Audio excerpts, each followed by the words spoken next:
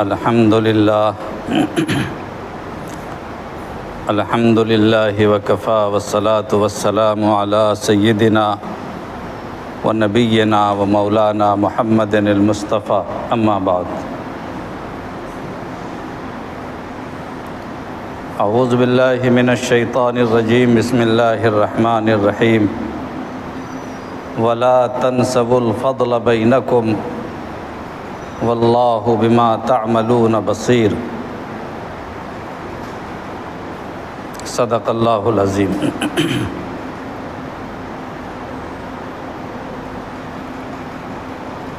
محترم بزرگوں اور بھائیوں اور عزیز دوستوں، اللہ تعالیٰ فرماتے ہیں کہ کسی بھی حال میں آپس کی جو شرافت ہے اور آپس کی جو فضیلت اور ہمدردی ہے انسان کو فراموش نہیں کرنا چاہیے۔ حالات اچھے ہوں چاہے برے ہوں، انسان کو اپنے بھائی کا خیال کرنا چاہیے۔ اسی کو قرآن نے کہا کہ آپس کے درجات فضیلت کو اور آپس کی شرافت کو اور مکارم اخلاق کو انسان کو کبھی بھی فراموش نہیں کرنا چاہیے۔ تم کیا رویہ اپنے سامنے والے کے ساتھ اختیار کرتے ہو، واللہ بما تعملون بصیر، اللہ تعالیٰ سب چیز دیکھ رہے ہیں، جو تم کرتے ہو سب دیکھ رہا ہے۔ حالات کے ساتھ انسان بدل جاتا ہے، قرآن کریم میں ہے حالات بدل جاتے ہیں تو انسان بدل جاتا ہے۔ فَأَمَّا الْإِنسَانُ إِذَا مَا ابْتَلَاهُ رَبُّهُ فَأَكْرَمَهُ وَنَعَّمَهُ فَيَقُولُ رَبِّي أَكْرَمَنِ وَأَمَّا إِذَا مَا ابْتَلَاهُ فَقَدَرَ عَلَيْهِ رِزْقَهُ فَيَقُولُ رَبِّي أَهَانَنِ۔ خوب پیسہ مل گیا، دولت مل گئی، شہرت عزت مل گئی، انسان بدل گیا۔ اب بالکل فقیر بن گئے، غریب بن گئے، پیر فرتوت بن گئے، طاقت ختم ہو گئی تو بدل گیا۔ اللہ تعالیٰ فرماتے ہیں کہ لا تنسوا الفضل بینکم، حالات جیسے بھی ہوں فضیلت کو آپس میں فراموش نہ کرو۔ دینے والا بھی سلیقہ جانے اور لینے والا بھی سلیقہ جانے، ملنے والا بھی سلیقہ جانے اور ملانے والا بھی سلیقہ چاہیے، اندر کا خلوص ہونا چاہیے۔ خلوص نہ ہو تو سب بیکار۔ ہم نے حضرت تھانوی رحمۃ اللہ علیہ کے واقعات میں پڑھا، حضرت حکیم الامت مولانا اشرف علی تھانوی رحمۃ اللہ علیہ، بعض لوگوں نے بتایا کہ یہ بلی گرام ایک جگہ ہے لکھنؤ کے قریب یا ہردوئی کے قریب، وہاں کے ایک بزرگ کا واقعہ ہے، لیکن میں نے حضرت تھانوی کے واقعات میں دیکھا، ہو سکتا ہے کہ دونوں جگہ ہوا ہو، اس لیے کہ اللہ کے ولی تو کسی ایک زمان یا مکان کے ساتھ مخصوص اور محدود نہیں ہے، ہر جگہ اللہ والے موجود ہیں اور ایسے واقعات کئی ہو سکتے ہیں۔ تو حضرت چاہے بلگرام والے ہوں تو بلگرام کا واقعہ ہے کہ علماء کی سرزمین ہے، وہ بڑے بڑے مورخین وہاں پیدا ہوئے ہیں۔ اب تو وہاں لوگ نہیں رہے، لیکن ایک تاریخ، بڑی بڑی تاریخیں لکھی گئی ہیں، وہاں کے علماء نے تاریخیں لکھی۔ تو ایک بڑے مولانا صاحب تھے، ان کے حالات بگڑ گئے اور فقر و فاقہ کی نوبت آ گئی، غریبی آ گئی۔ اتفاق سے 3 دن سے بھوک چل رہی تھی، فاقہ چل رہا تھا۔ اسی بیچ میں ان کے ایک شاگرد آ گئے ملنے کے لیے، اور بھی لوگ تھے، مگر ہر آدمی چہرے کو دیکھ کر بھوک کو محسوس کر لے، یہ بھی محبت کی بات ہے۔ حالات کو دیکھ کر، چونکہ اللہ کے لوگ، جو اللہ کے نیک بندے ہوتے، وہ کبھی اپنے چہرے سے یا اپنے زبان سے ایسے حالات نہیں محسوس ہونے دیتے ہیں کہ آپ کو پتہ چل جائے کہ ان کے حالات مشکل ہیں۔ حضرت جابر بن عبداللہ رضی اللہ تعالیٰ عنہ کی نگاہ تھی، جس نے غزوہ احزاب میں، غزوہ خندق میں اللہ کے نبی صلی اللہ علیہ وسلم کے چہرے انور کو دیکھ کر پرکھ لیا تھا کہ چہرہ بھوکا ہے، بھوک کے آثار ہے، کئی دن سے فاقہ تھا۔ نگاہوں سے پرکھ لینا اور اپنے شیخ اور اپنے مرشد کے حالات کو سمجھ لینا، یہ محبت کی بات ہے اور بصیرت کی بات ہے۔ تب حضرت جابر دوڑے ہوئے اپنے گھر گئے تھے اور اپنی بیوی سے کہا تھا کہ میں نے سرکار دو عالم صلی اللہ علیہ وسلم کے چہرے میں بھوک کے آثار دیکھے، کچھ ہے گھر میں کہ نہیں۔ تب انہوں نے کھانا پکایا، پھر وہ ایک معجزے کا واقعہ پیش آیا اور تقریباً 1000 اور 1500 لوگوں نے 2-3 کلو اناج میں کھانا کھایا۔ تو یہ بزرگ بالگرامی رحمۃ اللہ علیہ کی خدمت میں جو شاگرد آئے، انہوں نے دیکھا کہ چہرے پر بھوک کے آثار ہیں، غربت ہے۔ وہ وہاں سے اٹھے اور اٹھنے کے بعد 2-4 گھنٹے میں پھر واپس آئے اور ایک تھیلی جس میں روپیہ تھا وہ پیش کیا اور کچھ غلہ وغیرہ بھی تھا۔ 3 دن کے بھوکے ہیں۔ ان کے بارے میں لکھا ہے کہ انہوں نے کہا کہ میں یہ تحفہ نہیں قبول کر سکتا۔ کہا کہ حضرت کیوں؟ کہا وجہ یہ ہے کہ جس وقت تم میرے پاس آ کر بیٹھے اور پھر تھوڑی دیر کے بعد فوراً تم اٹھ کے چلے تو میں سمجھ گیا کہ تم نے مجھے محسوس کر لیا ہے، تم میرے لیے کچھ تحفہ لانے جا رہے ہو، ہدیہ لانے جا رہے ہو۔ تو میرے دل میں لالچ سی پیدا ہو گئی تھی کہ تم ضرور کوئی ہدیہ لے کر آؤ گے، تحفہ لے کر آؤ گے۔ حدیث میں آتا ہے کہ ایسا ہدیہ قبول کرنا چاہیے جس کی طرف لالچ نہ ہو انسان کے دل میں۔ تو میں نے اپنے دل میں لالچ محسوس کی، اشراف نفس اس کو بولتے ہیں حدیث کی اصطلاح میں، علمی اصطلاح، اشراف نفس۔ میں نے اپنے نفس میں لالچ محسوس کی اور امید مجھے لگی کہ تم لاؤ گے، امید کے ساتھ جب کوئی پیش کرتا تو اس ہدیے میں برکت نہیں۔ دیکھیے دل کی نگرانی کیسی ہے ان کی، مشکل حالات میں بھی اپنے دل کے حالات محسوس کر رہے ہیں۔ وہ شاگرد بھی بڑے عقل مند تھے، آج کی طرح رسمی شاگرد نہیں تھے کہ ہم نے تو اپنا فرض پورا کر دیا، آپ نے نہیں لیا تو میں کیا کروں، ہم نے تو لا کے دیا، اب لیا ہی نہیں انہوں نے۔ آج کل کے بیٹے سے ویسے کہتے ہیں نا کہ باپ کو تو ہم نے دیا لیکن لیا ہی نہیں تو میں کیا کروں، غصہ میں کہا کہ نہیں لیں گے تو نہیں دے رہے ہیں۔ وہ شاگرد صاحب وہاں سے فوراً اپنا سامان اٹھائے اور چلے گئے واپس، اور مشکل سے 10-15 منٹ کے بعد پھر فوراً واپس آئے۔ کہا حضرت آپ لے لیجئے، کیونکہ میں جب یہاں سے چلا گیا تب تو آپ بالکل مایوس ہو گئے تھے کہ اب مجھے ملنے والا نہیں ہے، کوئی امید آپ کو نہیں تھی۔ اب بغیر امید کے میں چلا آیا ہوں تحفہ لے کر کے۔ تو حضرت نے کہا ہاں اب لے لیں گے انشاءاللہ۔ دینے والے کو بھی ڈھنگ چاہیے اور لینے والے کو بھی سلیقہ چاہیے، یہی لا تنسوا الفضل بینکم، آپس کی فضیلت کو فراموش نہ کرو۔ حضرت علی کرم اللہ وجہہ کی ایک روایت ہے جس کو انہوں نے اللہ کے نبی صلی اللہ علیہ وسلم کے حوالے سے بیان کی ہے، کبھی کبھی وہ اپنے طور پر بھی نقل فرماتے تھے، جس کو موقوف کہتے ہیں اصطلاح حدیث میں۔ بڑی عجیب و غریب روایت ہے اور آج کے حالات پہ وہ صادق آتی ہے۔ اللہ کے نبی صلی اللہ علیہ وسلم نے فرمایا کہ لَيَأْتِيَنَّ عَلَى النَّاسِ زَمَانٌ عَضُوضٌ،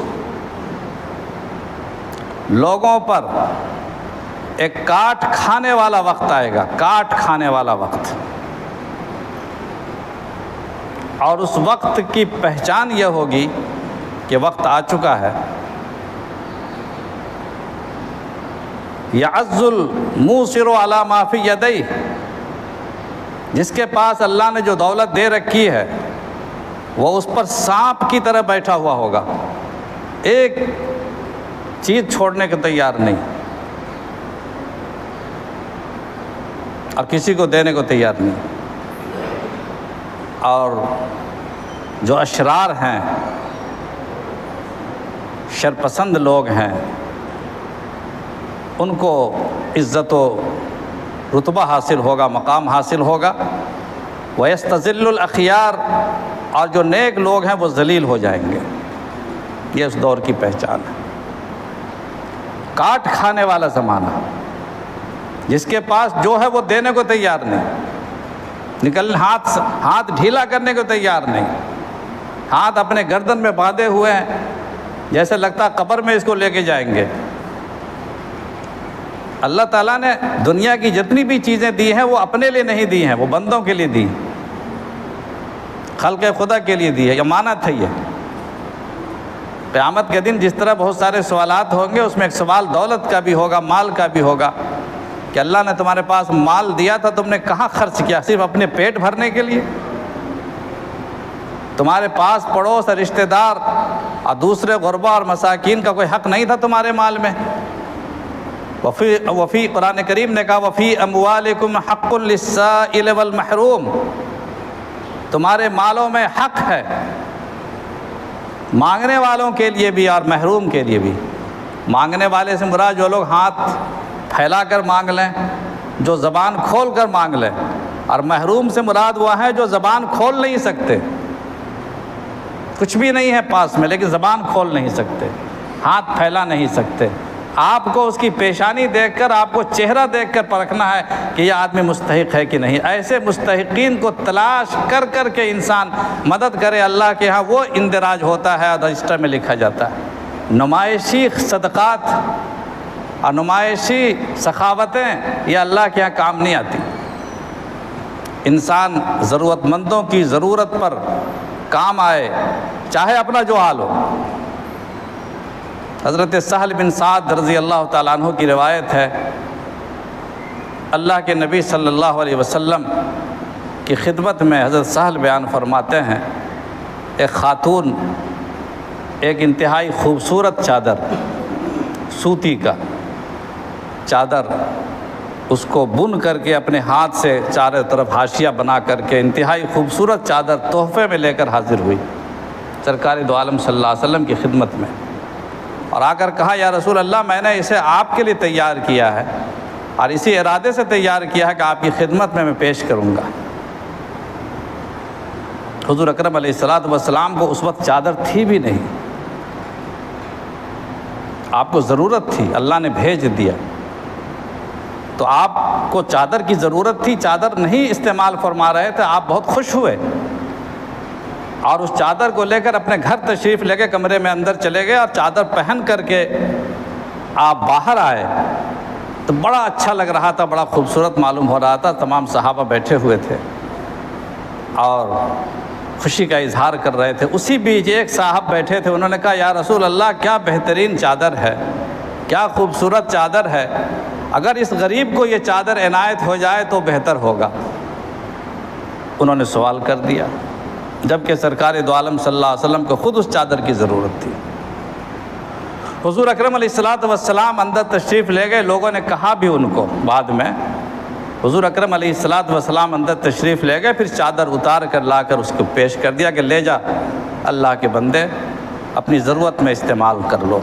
وہ وہاں سے چلے آئے، بعد میں مسجد سے باہر نکلے، صحابہ کرام نے ٹوکا کہ آپ نے حضور اکرم علیہ الصلوۃ والسلام سے ایسے موقع پر سوال کیا جبکہ حضور صلی اللہ علیہ وسلم کو خود اس چادر کی ضرورت تھی، آپ نے اچھا نہیں کیا۔ ان صاحب نے کہا کہ میں نے اپنے پہننے کے لیے نہیں لیا ہے، بلکہ میں نے اپنے کفن کے لیے لیا ہے، یہ برکت کی چادر ہے، سرکار دو عالم صلی اللہ علیہ وسلم نے اسے استعمال کیا ہے، میں اپنے کفن میں اس کو شامل کروں گا۔ چنانچہ حضرت سہل بن سعد فرماتے تھے کہ انہوں نے واقعی کفن ہی میں استعمال کیا۔ جب کفن پہنایا گیا تو اس میں ایک وہ چادر بھی شامل تھی جو سرکار دو عالم صلی اللہ علیہ وسلم کے جسم اطہر سے لگ کر کے تھوڑی دیر بھی استعمال ہوئی تھی۔ اس سے ثابت ہوتا ہے کہ بزرگوں کا لباس بھی اور بزرگوں کی چیز بھی انبیاء کرام علیہم الصلوات و تسلیمات کے بقیات اور آثار بھی انسان اپنی کفن میں شامل کر سکتا ہے، اسے برکت کے لیے اپنے گھر میں رکھ سکتا ہے اور اس کے فائدے ہوتے ہیں۔ یہاں یہ دیکھنا کہ سرکار دو عالم صلی اللہ علیہ وسلم کو ضرورت تھی، ضرورت کے باوجود بھی آپ نے حوالے کر دیا۔ حضور اکرم علیہ الصلوۃ والسلام 2 قمیص پہنے ہوئے تھے، ٹھنڈی کا زمانہ تھا، پہلے سوٹر وغیرہ تو تھا نہیں، 2 کرتا پہنے ہوئے تھے قمیص۔ ایک صحابی حضرت عبداللہ ہیں، مدینہ پاک کی بات ہے، بڑے اونچے درجے کے صحابی، مخلص صحابی، ان کا باپ ان کا بڑا خطرناک تھا، عبداللہ بن ابی رئیس المنافقین۔ عبداللہ بن ابی باپ منافق بدماش، بیٹا بڑا مخلص۔ وہ حاضر ہوا، یا رسول اللہ میرے والد کا انتقال ہو گیا، اور آپ جانتے ہیں کہ میرے باپ نے ساری زندگی اللہ رسول کو ستانے کے علاوہ کوئی کام نہیں کیا، اور مجھے امید نہیں ہے کہ اللہ تعالیٰ اسے معاف کریں گے، اگرچہ کہ بظاہر نماز بھی پڑھتے تھے آ کر کے مسجد میں، لیکن ان کی جو اندرونی ریشہ دوانیاں تھیں، جو منافقانہ سرگرمیاں تھیں، اس سے دنیا واقف تھی۔ لیکن میں بیٹا ہوں ان کا، میری خواہش ہے کہ اگر آپ اپنی قمیص اتار کر کے دے دیں اور اس کے کفن میں اس کو شامل کر دیا جائے اور آپ جنازے کی نماز پڑھا دیں اس کی، تو آپ کی دعا سے اور آپ کے قمیص کی برکت سے اللہ تعالیٰ شاید اسے معاف کر دے۔ 2 قمیص پہنے ہوئے تھے۔ حضور اکرم علیہ الصلاۃ والسلام نے وعدہ کر لیا کہ ٹھیک ہے میں آؤں گا، جب تجہیز تکفین کا ٹائم ہو جائے مجھے آ کے اطلاع دینا، میں انشاءاللہ آؤں گا۔ آپ تشریف لے گئے، جنازے کی نماز ہونے والی تھی، بعض روایتوں میں ہے کہ دفن بھی کیا جا چکا تھا، دیر ہو گئی تھی، یعنی قبر میں، دفن سے مراد قبر میں رکھا جا چکا تھا، لیکن بہرحال قبر سے نکالا گیا، اور سرکار دو عالم صلی اللہ علیہ وسلم جنازے کی نماز پڑھانے کے لیے آگے بڑھنا چاہتے تھے کہ حضرت عمر ابن خطاب نے دامن پکڑ لیا، یا رسول اللہ آپ منافق کی نماز جنازہ پڑھائیں گے؟ منافق تو کافر ہیں، ان المنافقین لفی الدرک الاسفل من النار۔ حضور اکرم علیہ الصلاۃ والسلام نے فرمایا کہ مجھے اختیار اللہ نے دیا ہے کہ آپ نماز پڑھیں یا نہ پڑھیں، اللہ معاف نہیں کرے گا، تو مجھے اختیار دیا گیا، ابھی مجھے منع نہیں کیا کلیتاً، اس لیے میں پڑھوں گا۔ سرکار دو عالم صلی اللہ علیہ وسلم نے نماز جنازہ سے پہلے ان کو نکالا قبر سے اور بیٹھ گئے، اس کا اپنے زانوئے مبارک پہ رکھا اور ہونٹ کھول کر کے اپنا لعاب مبارک اس کے منہ میں ڈالا۔ لعاب کا سوال، لعاب سمجھے تھوک، لعاب کا سوال نہیں کیا تھا اس نے، ان کے بیٹے نے، خود سے آپ نے اس منافق کے منہ میں لعاب دہن ڈالا اور اپنی قمیص اس کو دی۔ میں یہ بتانا چاہتا ہوں کہ ان کے صاحبزادے نے کہا یا رسول اللہ 2 قمیص ہے، یہ اوپر والی قمیص نہیں، نیچے والی قمیص دیجیے جو آپ کے جسم سے لگی ہوئی ہے، جو آپ کے جسم میں اتھر سے چپکی ہوئی ہے، وہ قمیص مجھے چاہیے اپنے باپ کو پہنانے کے لیے، اس میں زیادہ برکت ہوگی۔ حضور اکرم علیہ الصلاۃ والسلام نے نیچے والی قمیص اتار کے دے دی۔ ضرورت ہو انسان کو، سامنے والے سوال کرنے والے کا تقاضا ہے، اس کے دل کے جذبات ہیں، آپ نے اتار کے دے دیا، اس کو قمیص میں شامل کیا گیا، کفن میں شامل کیا گیا اور پھر دفن کیا گیا۔ آپ نے نماز جنازہ پڑھی، لیکن اللہ تعالیٰ نے پھر منع کر دیا کہ آئندہ کے لیے اے نبی کسی منافق کی قبر پہ کھڑے بھی نہ ہوئیے۔ کوئی فائدہ نہیں ہوا بظاہر، وہ تو منافق تھا، قمیص دینے سے بھی کوئی فائدہ نہیں ہوا، لعاب دہن منہ میں ٹپکانے سے بھی کوئی فائدہ نہیں ہوا، چونکہ سامنے والے میں صلاحیت ہوگی تب نہ کفن بھی کام آئے گا، سامنے والے میں صلاحیت ہوگی تب نہ بزرگوں کی جوتیاں بھی کام آئے گی، صلاحیت ہی نہیں تھی۔ لیکن دوسرا فائدہ یہ ہوا اللہ کے نبی صلی اللہ علیہ وسلم کے اس عمل سے کتنے منافقین جو اندر اسلام کے خلاف سازشیں کرتے تھے، آپ کے اس اخلاق کریمانہ کو دیکھ کر، آپ کے اس حسن سلوک کو دیکھ کر، آپ کے اس ایثار و قربانی کو دیکھ کر، آپ کے اس دل کے کیفیت کو دیکھ کر سچے مسلمان ہو گئے۔ سچے مسلمان، ہزاروں لوگ بتاتے ہیں، روایتوں میں آتا ہے کہ سچے مسلمان ہو گئے۔ منافقین کو اللہ نے سچے اسلام کی توفیق دی تو نبی کریم صلی اللہ علیہ وسلم کا عمل اس کے حق میں رائے گا گیا، لیکن کتنے منافقین کا ایمان سدھر گیا۔ یہ آپ کے اس حسن سلوک کا نتیجہ تھا، آپ کے اس اخلاق کریمانہ کا فیض تھا کہ انسان اپنی ضرورت کو ترک کرتے ہوئے سامنے والے کی ضرورت کا خیال رکھے۔ مسلمان تو اسی کا مسلمان کی تو پہچان یہی ہے کہ مسلمان کبھی اپنا خیال نہیں کرتا، وہ اپنے بھائیوں کا خیال کرتا ہے۔ اللہ تعالی ہمیں کہنے سے زیادہ اور سننے سے زیادہ عمل کی توفیق نصیب فرمائے۔